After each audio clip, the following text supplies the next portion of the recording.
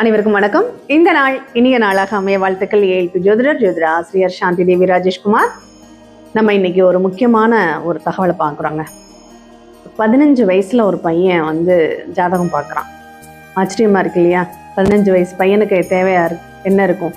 சரி, படிப்பை பற்றி ஏதோ கேட்க போகிறான் பையன். அடுத்து +2 என்ன படிக்கலான்னு கேட்க போகிறாரு அப்படின்னு நினச்சி நானும் ஆர்வமாக ஜாதகத்தை வாங்கி பார்த்தா என் கேர்ள் ஃப்ரெண்டு என்கிட்ட பேச மாட்டேங்குது, என்ன பண்ணுறதுன்னு கேட்குறான் பாருங்க.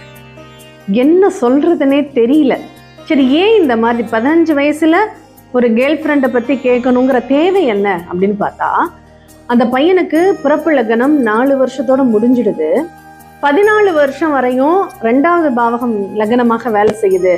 15வது வயசுல 3வது பாவகம் லக்னமாக தொடங்கும் போது அவருடைய வீரியம் வேலை செய்யுது, அவருடைய உணர்வுகள் ஹார்மோன்ஸ் வேலை செய்யுது. அதனால கேர்ள் ஃப்ரெண்டை பற்றி கேள்விகள் அந்த பையனுக்கு வருது. அப்போ இதை நம்ம தவறுன்னு சொல்லக்கூடாது. ஏன்னா இந்த காலகட்டங்கள், இந்த கிரகநிலைகள் இப்படித்தான் வேலை செய்ய போகுது. 11 வயசுல கூட அவங்களுக்கு அந்த மாதிரி ஃபீலிங்ஸ் வரலாம். காரணம் என்ன? அந்த 11 வயசுலயே அவங்களுக்கான அந்த தேவைகளோ அல்லது அந்த லக்ன மாற்றங்களோ அவங்களுக்குள்ள வேற சில மாற்றங்களை ஏற்படுத்தும் அப்படின்னு சொல்லலாம். அதனால இதை நீங்க தெரிஞ்சுக்கணும். ஒரு பேரண்ட்ஸா நீங்க தெரிஞ்சுக்கிட்டு அந்த குழந்தைகளை ஹேண்டில் பண்ணணும்னா அவங்க ஜாதகத்தை பத்தி நீங்க புரிஞ்சுக்கணும்.